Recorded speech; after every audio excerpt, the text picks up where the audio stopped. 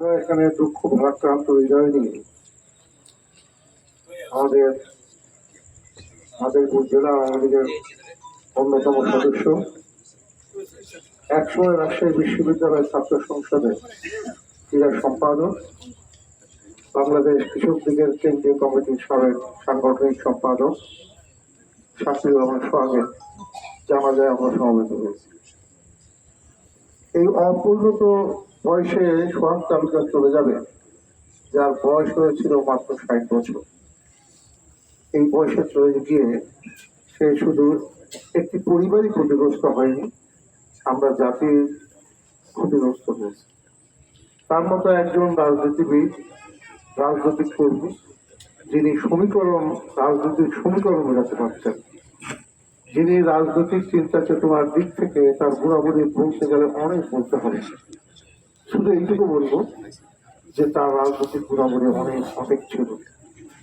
এই গুণাবলী দিয়ে তিনি তার নিজেকে প্রতিষ্ঠিত করেছেন এবং আমার সঙ্গে বেশি দিন সে রাজনৈতিক কর্মকাণ্ড করেনি, কিন্তু আমি যেটুকু সময় পেয়েছি তাতে আমি দেখেছি তার রাজনৈতিক চিন্তা চেতনা, ভাবনা এবং মানুষ কিভাবে মানুষকে সংগঠিত করা হয়, কিভাবে সংগঠনকে শক্তিশালী করা যায়, সেই ব্যাপারে তিনি কাজ করেন।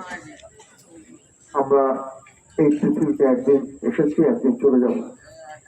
মানুষ একদিন আসে, একদিন চলে যাবে, এটাই হলো বিধান। আল্লাহর এই বিধানকে আমরা কেউ খণ্ডন করতে পারবো না।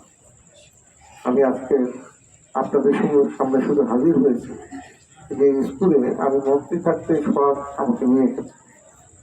এই স্কুলকে আমি একটা ছোট অনুদানও দেওয়ার ব্যবস্থা করেছিলাম। তার এই স্কুল দিয়ে একটা ভাবনা ছিল, আমাকে মাঝে মাঝে বলতো আমার স্কুলটাকে কিভাবে সহযোগিতা করতে পারে।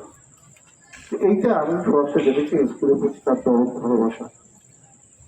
আপনারা সবাই যারা এখানে উপস্থিত হয়েছে সবাই তার জন্য দোয়া করবেন, আমরা তার জন্য দোয়া করি। আমি আপনাদের আমার জানাজা আমি করেছি এবং সঙ্গে জানাজায় আমি উপস্থিত ছিলাম মাদারীপুরে। এখানে আপনার প্রয়োজন ছিল না, শুধুমাত্র আপনাদের কাছে আমার অনুভূতিটা জানাবার জন্য আমি এসেছি। এবং আমার ছোট ভাই ওবায়দুর রহমান খান কালুর, সে এখনো উপজেলা চেয়ারম্যান আছে, কারণ আগামী 14 তারিখে তার মেয়াদ শেষ হবে। সে এখানে উপস্থিত হয়েছে, তার নির্বাচনের সময় সোহাগ যথেষ্ট সহযোগিতা করেছে। সেও এখানে এসেছে এই জন্য যে সোহাগের প্রতি তার যে ভালোবাসা এবং তার নির্বাচনে যেভাবে কাজ করেছে, ক্লান্ত পরিশ্রম করেছে, সেজন্যই সেখানে সে এসেছে। আমি আর কথা বাড়াতে চাই না। যতক্ষণ আপনারা আমাদের বক্তব্য শুনছেন, অনেকক্ষণ দাঁড়িয়ে আসতে কষ্ট হচ্ছে, সবাইকে আমি আমার অনুভূতিটুকু জানালাম এবং সব তালুকদারের জন্য আল্লাহ রাব্বুল আলামিনের কাছে আমি মনোযোগকে প্রার্থনা করছি, আল্লাহ যেন তাকে জামানবাসী করে এবং আমরা সবাই শোকাহত আর তার পরিবারের প্রতি আমরা সবাই সহানুভূতি। সবাইকে ধন্যবাদ। সালাম।